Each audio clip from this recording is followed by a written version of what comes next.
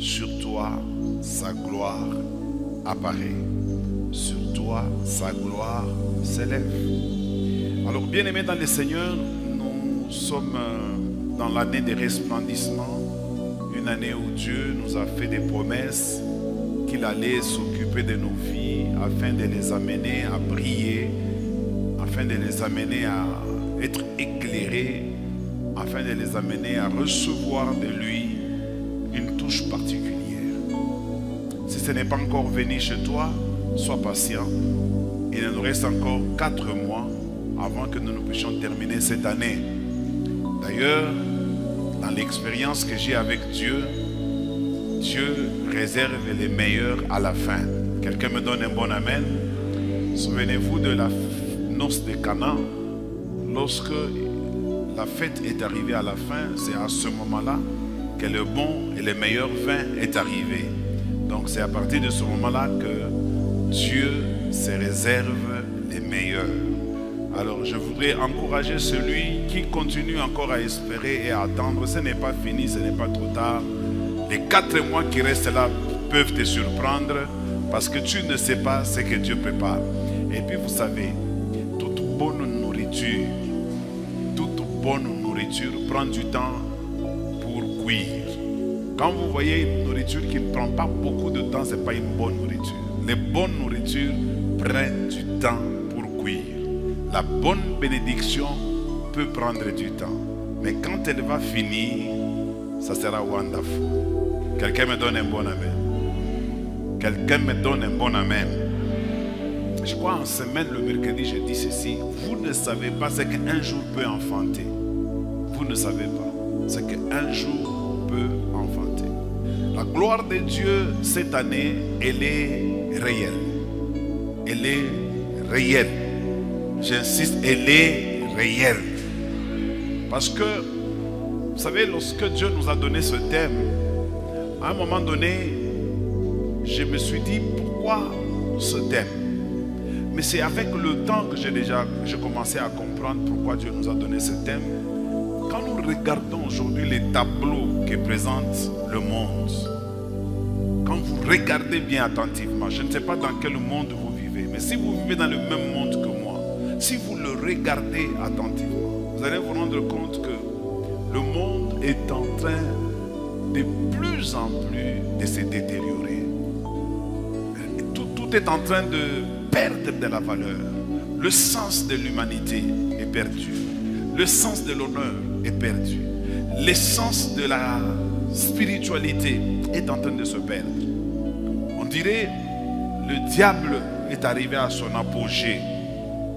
Le diable est arrivé à un moment où il a vraiment travaillé et son travail est en train de se manifester. Mais la bonne nouvelle à laquelle l'église Brode de Frappe doit s'accrocher, c'est que nous devons reconnaître l'existence des ténèbres qui couvrent la terre.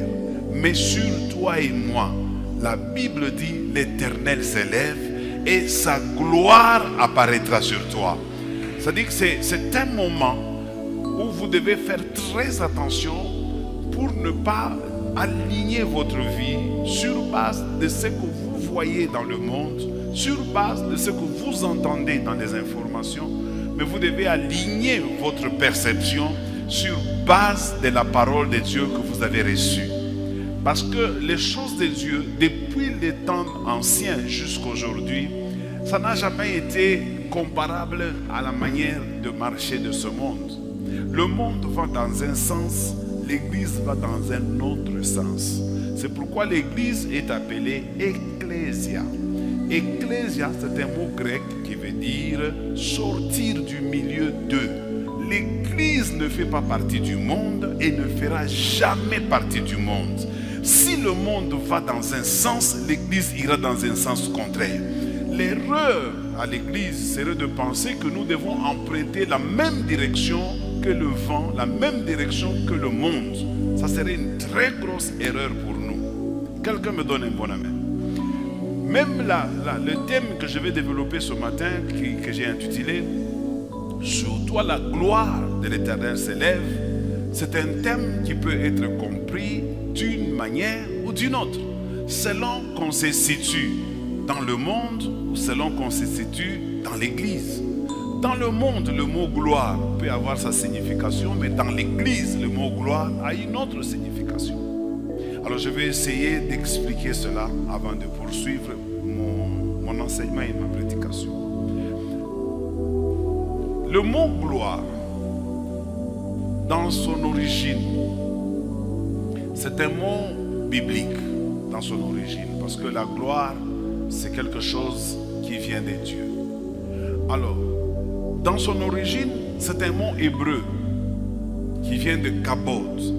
Kabod qui veut dire le poids, ou quelque chose qui est lourd, quelque chose qui pèse. C'est ça kabod, ça pèse, c'est lourd. Alors, à l'époque, dans la Bible, vous allez voir dans des passages bibliques où Dieu parlait de kabod en disant « Je vais faire éclater ma gloire ». Quand Dieu dit « Je vais faire éclater ma gloire », il est en train de parler de faire éclater cette gloire qui pèse là, il va la faire éclater. Alors, le mot gloire, les rabbins, c'est-à-dire les juifs, avec le judaïsme, ils ont commencé à faire une distinction entre une certaine sorte de gloire que l'on appelait kabod, qui non seulement était appelée gloire, mais qui était aussi avec une connotation d'une certaine renommée. Alors, les Juifs voulaient faire la démarcation entre le mot gloire renommée et le mot gloire qu'ils appelaient Shekinah. La Shekinah, ce n'est pas quelque chose qui existe dans la Bible. Si vous cherchez le mot Shekinah dans la Bible, vous ne trouverez pas. Mais c'est les Juifs qui ont utilisé ces mots-là pour différencier les deux types de gloire. La deuxième gloire, Shekinah, ils l'ont appelée la présence de Dieu dans la vie d'un homme et de manière visible par plusieurs. C'est-à-dire quand Dieu manifeste sa présence dans la vie de l'homme et c'est devenu visible par plusieurs personnes. C'est ça qu'ils ont appelé Shekinah. En prenant l'exemple, lorsque Moïse entrait dans la tente d'assignation, il y avait la nuée qui venait se poser sur la tente. On appelait cette nuée la gloire de Dieu qui se manifestait visiblement et toute l'assemblée d'Israël pouvait la voir. Notamment lorsque Salomon avait fait les dédicaces du temple qu'il avait construit pour Dieu, il y avait une nuée, une forte présence de Dieu qui était manifestée dans ce temple-là à l'époque. Et cette gloire-là, on a voulu la différencier avec la gloire qu'on appelle kabod. On l'appelle Shekinah parce que celle-là, elle est une manifestation visible, une manifestation qui s'impose dans la vie des gens. Alors maintenant, la gloire a évolué. Dans l'évolution de la gloire, nous sommes arrivés dans le Nouveau Testament. Où maintenant dans le Nouveau Testament, la gloire, telle que les Grecs l'ont exprimée, ils ne l'ont pas exprimée comme les Juifs l'ont appelé kabod ou Shekinah. Les Grecs, eux, ils l'ont présentée comme étant la doxa. C'est-à-dire, la doxa devient une sorte d'honneur, une sorte de prestige, une sorte de rayonnement, une sorte de splendeur.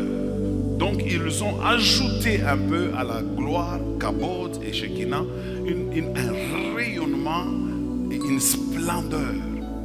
Alors maintenant, dans le monde, quand il parle de la gloire dans le monde, il parle beaucoup plus de la renommée, de la célébrité.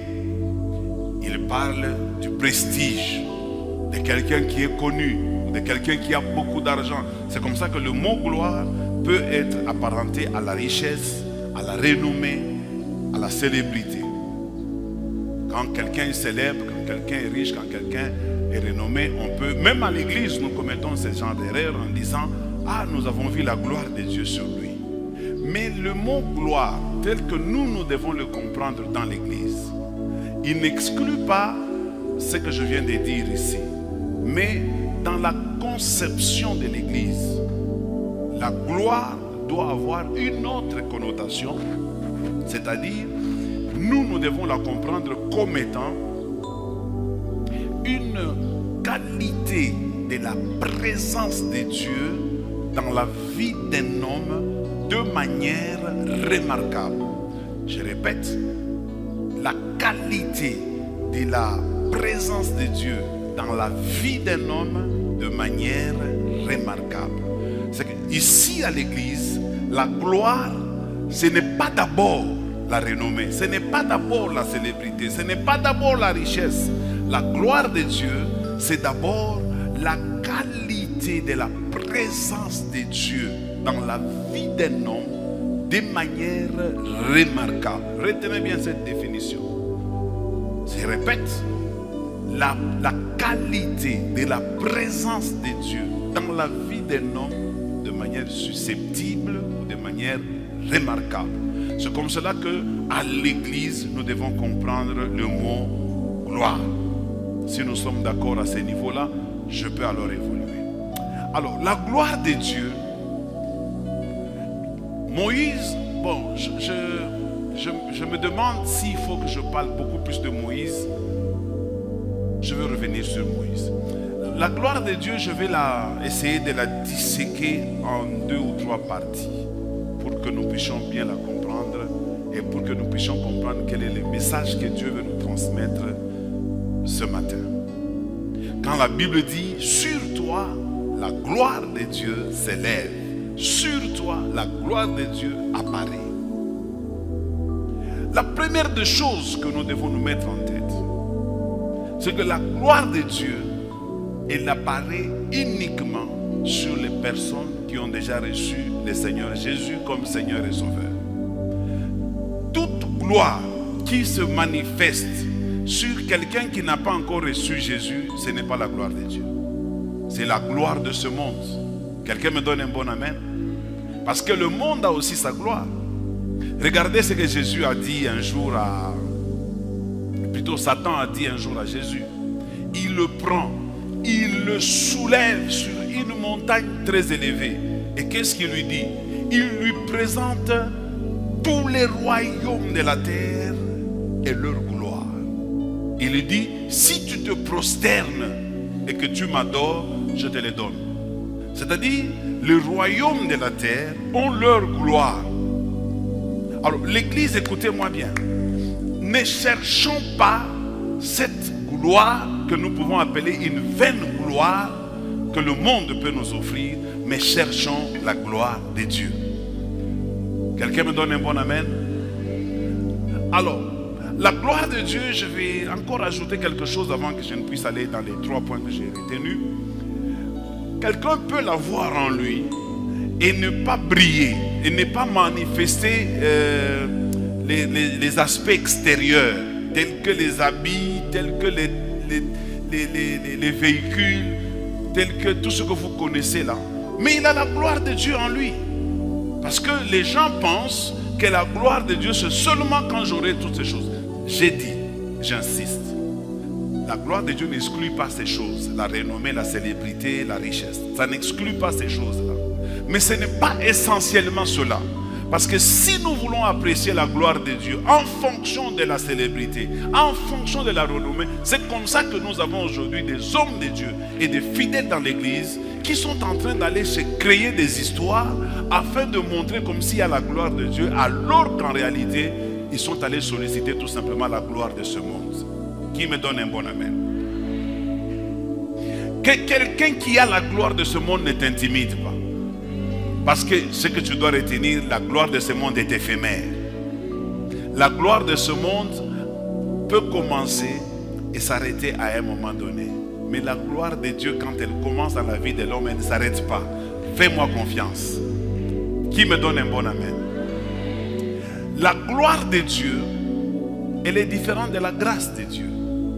La grâce de Dieu, c'est une disposition de Dieu à aider quelqu'un. Mais la gloire de Dieu, c'est comme un vêtement.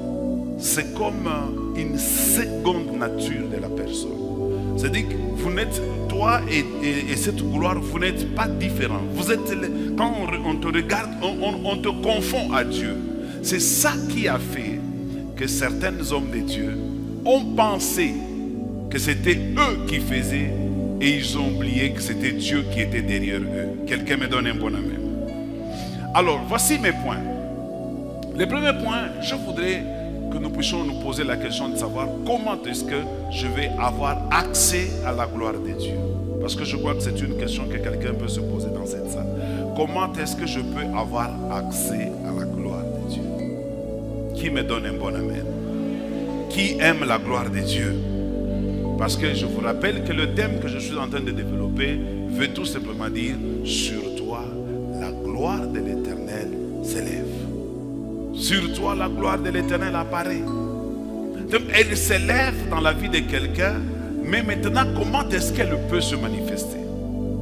Comment est-ce que je peux voir la manifestation? Comment est-ce que je peux entrer dans la manifestation de la gloire de Dieu? 3 points. Premièrement, tout ce qui concerne le mode d'accès à la gloire de Dieu se trouve dans le passage que nous avons lu. C'est ça la sagesse et l'intelligence de Dieu. Premièrement, qu'est-ce que la Bible nous dit dans le texte que nous avons lu? Lève-toi, sois éclairé. Ça fait déjà 2 points.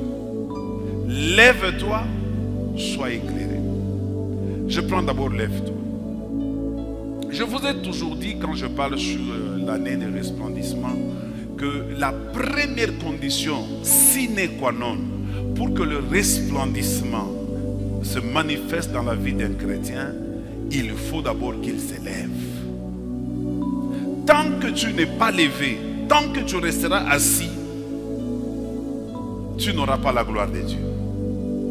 La gloire de Dieu ne vient pas vers les personnes qui sont assises. La gloire de Dieu va vers les personnes qui se sont levées. Maintenant, derrière le mot lever, il y a d'autres concepts que je vais ajouter. Se lever, c'est aussi se repentir. Se lever, c'est se repentir. Quand on dit lève-toi, c'est-à-dire que tu étais dans une position qui n'était pas bonne.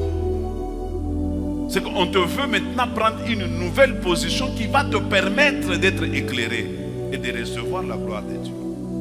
Qui me donne un bon amen? Qui accepte de s'élever dans sa vie? Acclamons le Seigneur. Merci. Lève-toi veut aussi dire te repentir. Se repentir est différent de confesser ses péchés. Parce que beaucoup de gens font cette confusion. Quand on dit il faut se repentir, ils pensent qu'il faut aller confesser ses péchés. Non. La confession de péché, c'est aller dire ce qu'on a fait de mal. Mais se repentir, c'est prendre une décision de changer, d'arrêter. Voilà la différence. Quand nous lisons Proverbes chapitre, je crois, 28, j'ai peut-être oublié, Proverbes 28, je crois. La Bible dit ceci. Celui qui cache ses transgressions ne prospère point. Celui qui cache ses transgressions ne prospère point. Mais celui qui les avoue, les avouer là, celui qui les avoue, c'est ça, c'est repentir. Plutôt, c'est ça, c'est confesser. Celui qui les avoue, je me confesse. Je me confesse. Celui qui les avoue et les délaisse. Délaisser, c'est ça, c'est convertir. Plutôt, c'est repentir. Quelqu'un me donne un bon amen. Quand quelqu'un se repent, non seulement il confesse, mais il prend la décision de changer, d'arrêter de faire ce qu'il faisait. C'est à ce moment-là que la Bible dit, toujours dans le proverbe là, il obtient miséricorde. Celui qui cache ses transgressions ne prospère point, mais celui qui les avoue et qui les délaisse, il obtient miséricorde. C'est dans cette miséricorde que se trouve la gloire de Dieu. Lève-toi veut dire aussi. accepter de se faire enseigner. Parce que beaucoup de gens n'aiment plus se faire enseigner. Vous savez pourquoi? Parce que beaucoup de gens aujourd'hui sont devenus des autodidactes. Les réseaux sociaux nous ont rendu un très mauvais service. Quelqu'un peut aller sur Google, quelqu'un peut aller sur TikTok, il peut aller sur Facebook, tout ce que vous connaissez là. Il se renseigne là-bas. J'ai promis à l'église le mercredi passé que je vais donner un enseignement le mercredi qui vient ici. De qui reçois-tu les conseils? Un enseignement très fort. Je vais parler de ça le mercredi. Parce que quand on veut être enseignable, il faudrait qu'on soit enseigné à la bonne source. Il faudrait qu'on soit enseigné correctement. Pas des bribes d'informations, c'est-à-dire des informations disparates que vous ramassez et vous essayez de donner un sens à cela. Il faut des informations bien coordonnées, bien structurées, qui vous forment. Un chrétien qui veut s'élever, c'est celui qui accepte d'être enseigné. Qui me donne un bon amen? Alors la deuxième condition pour recevoir la gloire de Dieu, pour que la gloire de Dieu se manifeste dans votre vie, vous devez être éclairé. Parce que la Bible dit, sois éclairé. Lève-toi, sois éclairé. Être éclairé, c'est chercher l'intimité avec le Saint-Esprit. C'est lui qui va nous éclairer. Jésus a dit, je vous enverrai le Saint-Esprit. Quand il viendra, il ne parle pas de lui-même, mais il vous rappellera tout ce que moi je vous ai dit.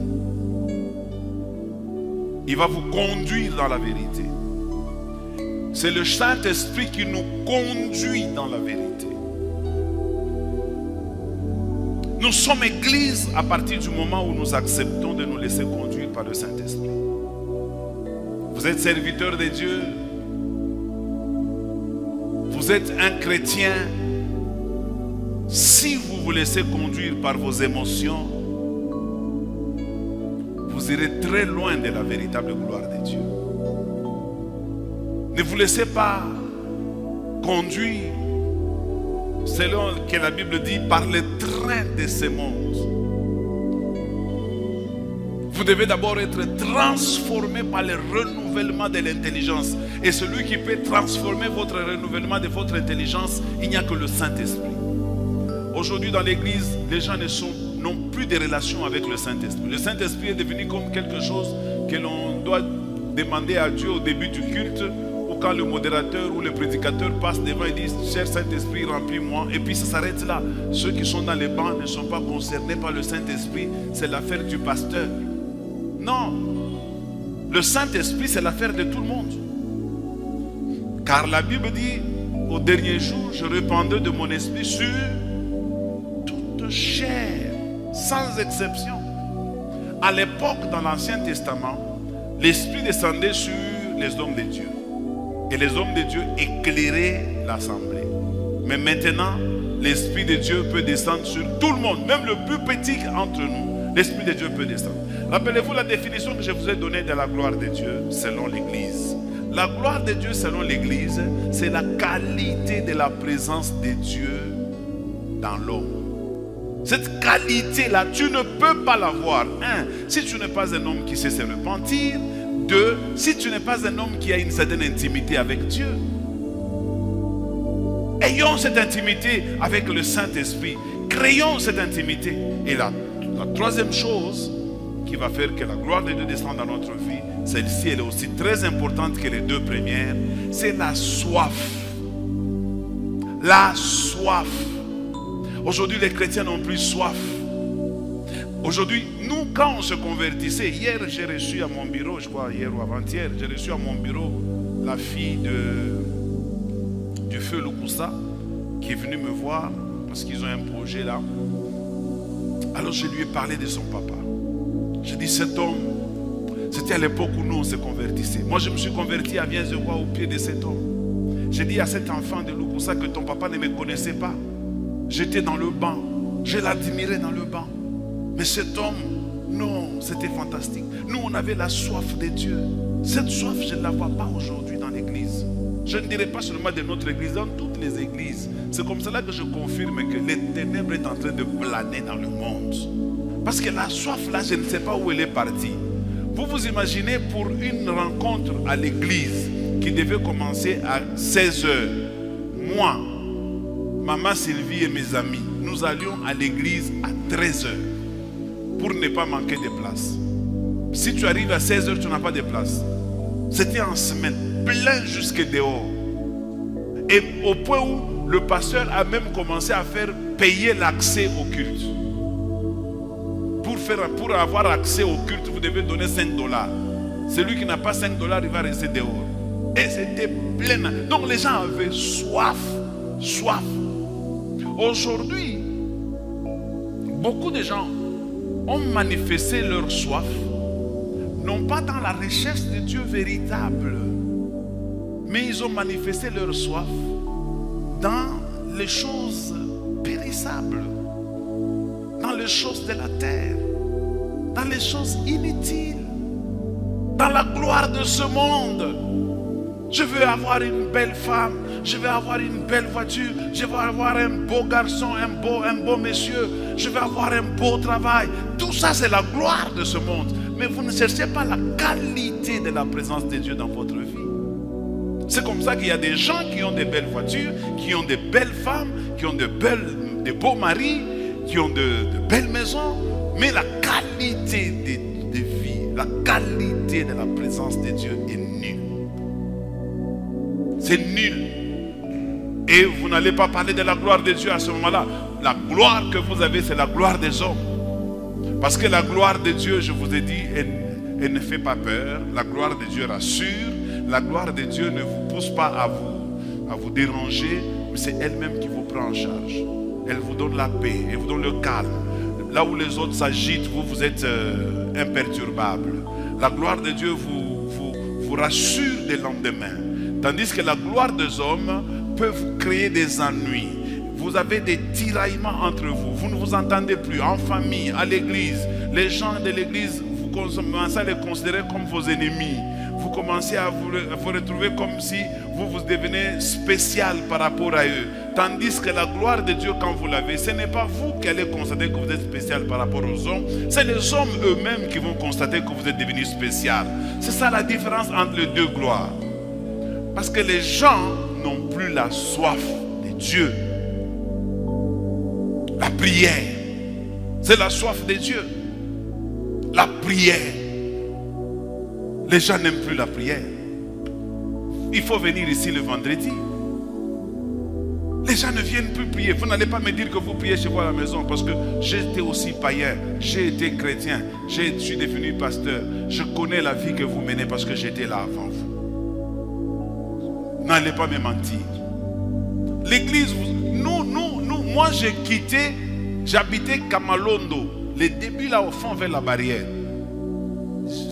Peu importe que j'ai l'argent ou que je n'aie pas l'argent, l'église pour moi, dès qu'il est l'heure de l'église, personne ne va m'arrêter. S'il faut marcher à pied, j'allais à pied comme ça. J'arrive à l'église, j'écoute la parole, je prie, je rentre encore à pied. Je ne regrettais même pas un seul instant parce que je savais ce que je cherchais. Je voulais avoir cette intimité. Je voulais m'approcher de ce Dieu-là. J'avais soif de lui. Je suis allé à Kolwezi où j'ai fait encore là-bas à peu près une année. Mon église où je priais, c'était au niveau du centre-ville pour ceux qui connaissent Kolwezi. Moi, j'habitais vers Mwangeji. Et je devais quitter de là à pied, aller-retour. Je vous ai raconté un jour ce qui m'est arrivé.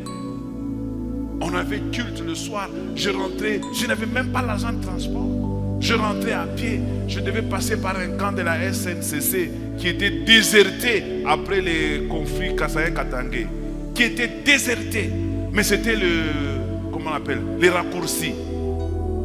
J'ai emprunté ces raccourcis, il était, je crois, 19h30, 20h. J'arrive quelque part.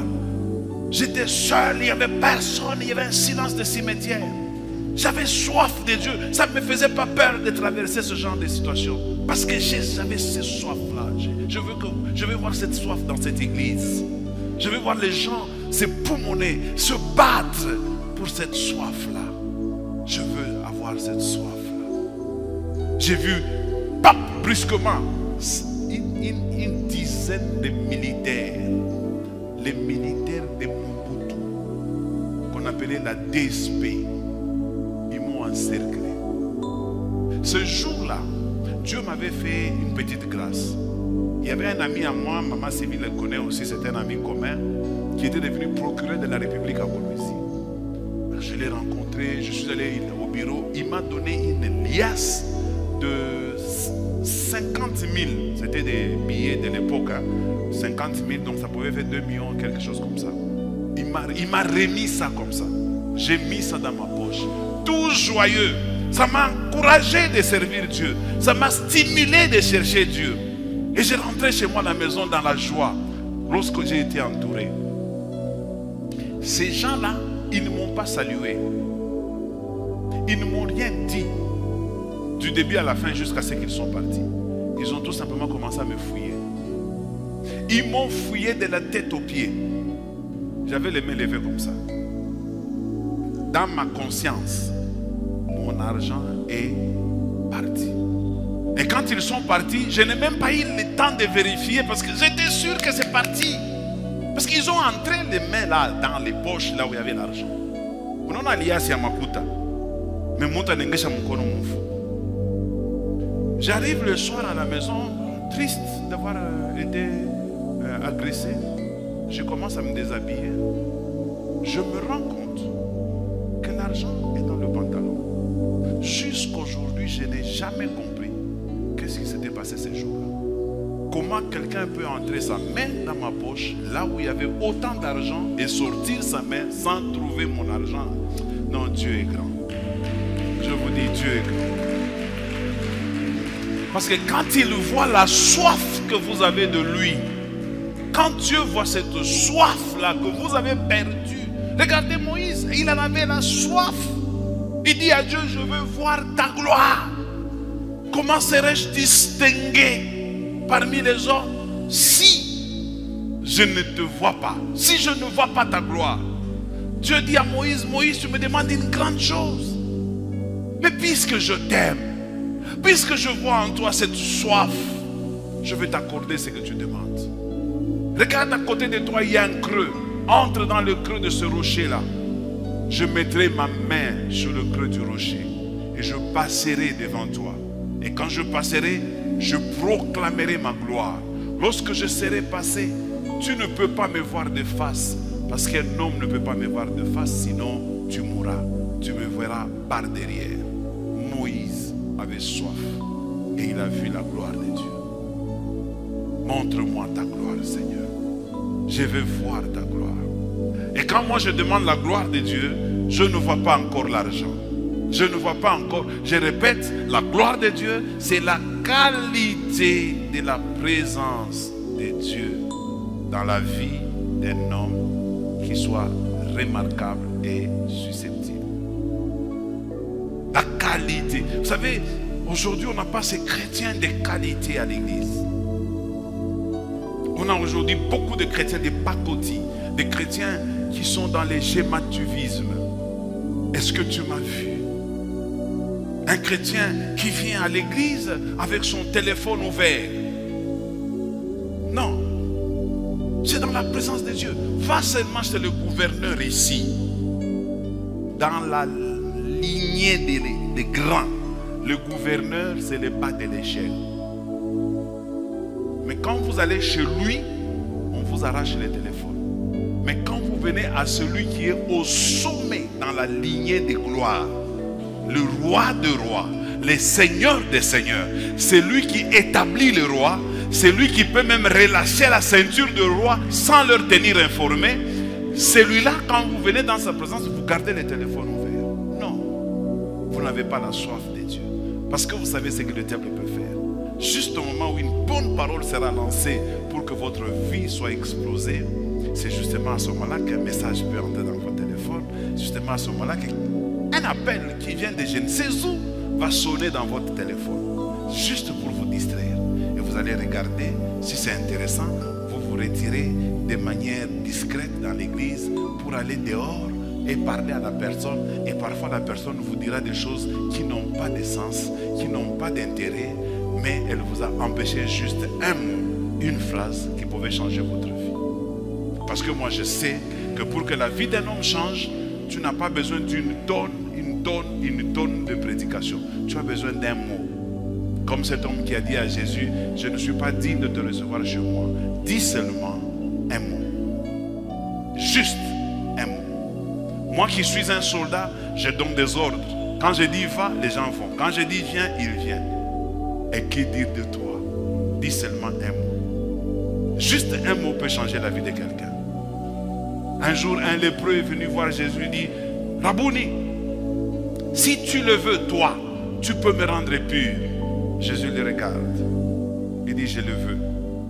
Et la personne est devenue pure. Rien que ce mot-là, je le veux. Ne joue pas avec les mots, les phrases, quand tu es dans la présence de Dieu. Chaque mot, chaque phrase est un message que Dieu te donne qui peut changer ta vie. Quelqu'un me donne un bon amen?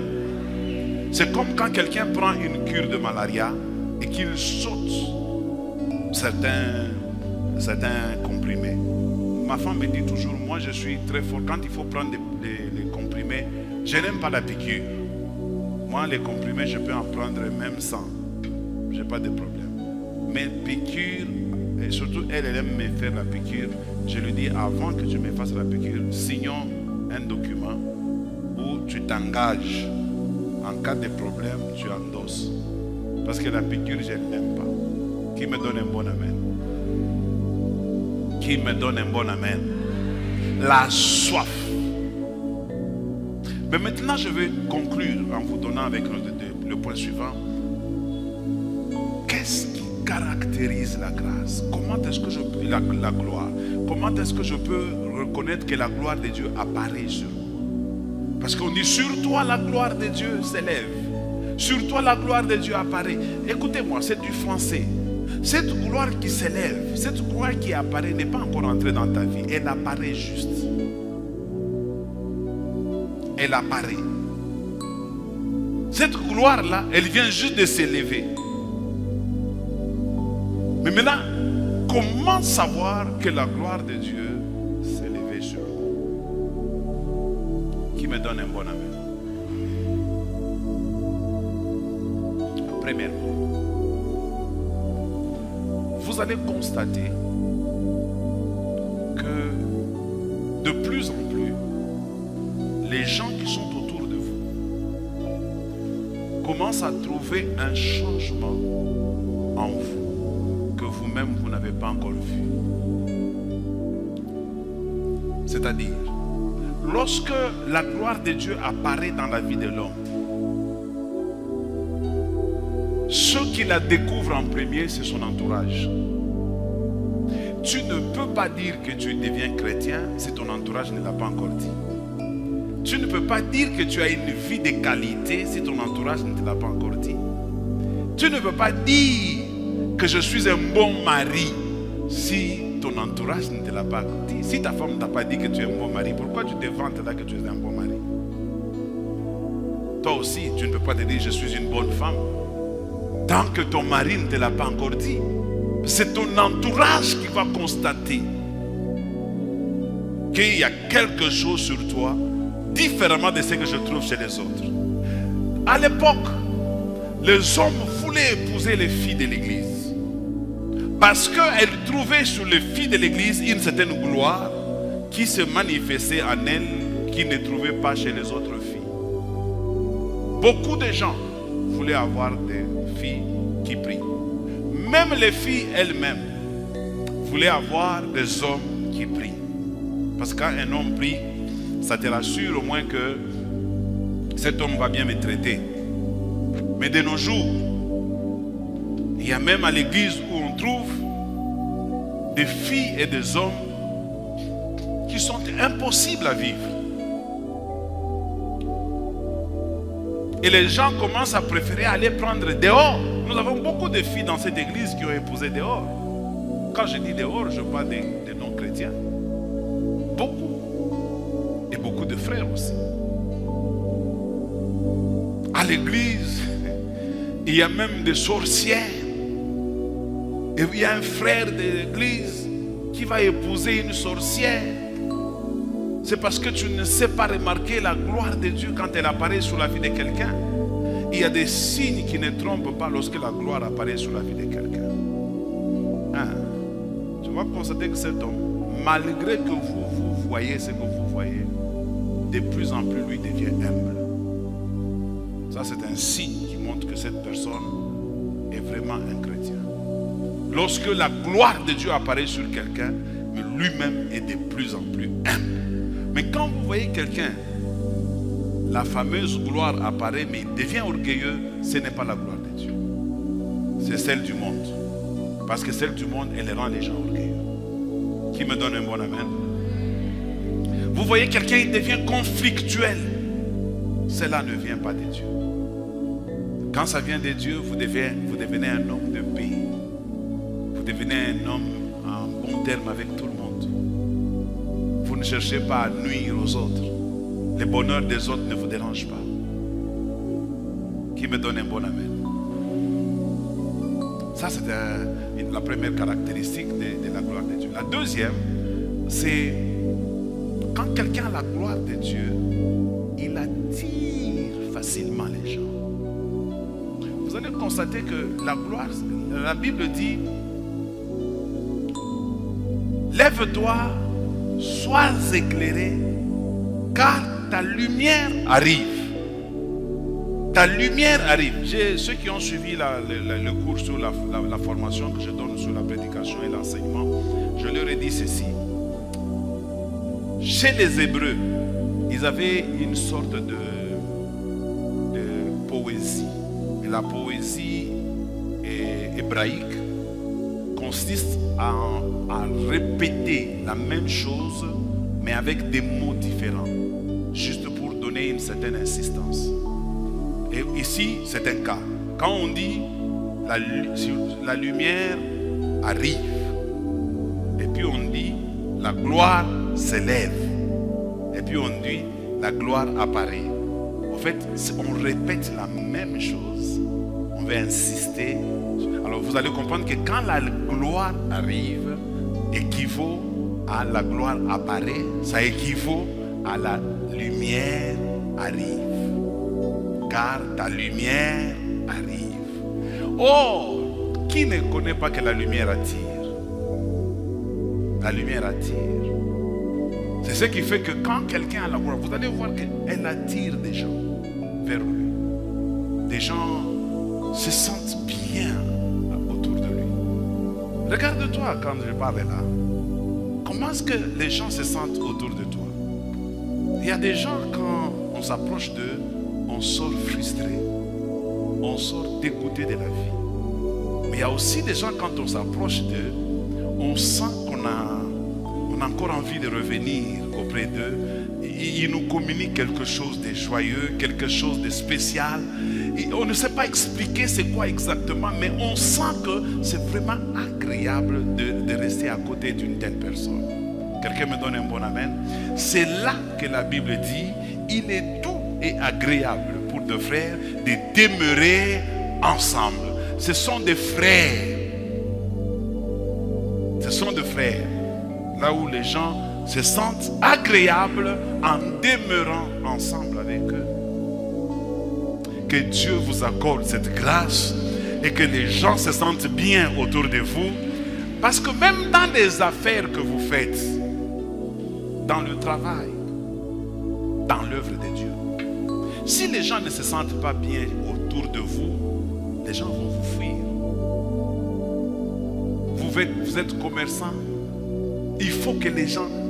Vous savez, il y a des endroits, quand vous entrez là, vous n'avez pas envie d'acheter, mais l'atmosphère est tellement agréable et vous sentez obligé d'acheter. Alors quand vous arrivez à la maison, vous vous posez vous-même la question, pourquoi j'ai acheté? Parce que vous étiez dans une atmosphère agréable. Un homme qui a la gloire de Dieu sur lui réussit à créer cette atmosphère autour de lui. Et cette atmosphère attire, comme la lumière attire les insectes, lui aussi attire tout le monde. Que cela soit ta grâce au nom de Jésus-Christ. Que Dieu accorde cela à cette église Bread of Life. Quand quelqu'un vient à l'église, qu'il se sente agréable et qu'il soit béni au nom puissant de Jésus. Quelqu'un me donne un bon amen. Je vais terminer avec ce dernier point. Le dernier point, comment est-ce qu'on doit reconnaître qu'il y a la gloire de Dieu sur la vie de quelqu'un? Je voudrais parler, d'abord pour terminer, excusez, j'ai oublié un petit point. Regardez ce qui est arrivé avec Saül et David. Lorsque David tue Goliath, la gloire de Dieu était sur David. David n'était qu'un enfant, Goliath c'était un papa. Saül c'était un papa. David n'était qu'un enfant. Dans cette affaire, le plus petit c'était David. Mais quand ils sortent de la guerre, tous les yeux sont sur le plus petit. Et les femmes commencent à chanter. Parce que les femmes aiment toujours là où il y a la gloire. Les femmes commencent à chanter. Saül a tué ses 1000. David en a tué ses 10 000. Et ça a créé de la jalousie auprès de Saül. Quand quelqu'un a la gloire de Dieu sur lui, ça attire la louange. Les gens commencent à le vanter, les gens commencent à dire des très bonnes paroles pour lui. Alors, la dernière chose que je voulais vous dire, que je trouve, c'est que là où il y a la gloire de Dieu, vous allez remarquer, il y a toujours et essentiellement quelque chose qui fait en sorte que Dieu renouvelle une bonté exceptionnelle, une bonté convaincante et une grâce excellente à l'égard de la personne. Il n'y a pas épuisement, il n'y a pas sécheresse là où il y a la gloire de Dieu. Il y a toujours de la provision là où il y a la gloire de Dieu. Alors c'est un élément dans lequel maintenant je vais basculer sur la gloire de ce monde. Parce que je vous ai dit, la gloire de Dieu n'est pas contre la gloire de ce monde. C'est-à-dire, là où Dieu renouvelle ses bontés, là où Dieu disponibilise la provision,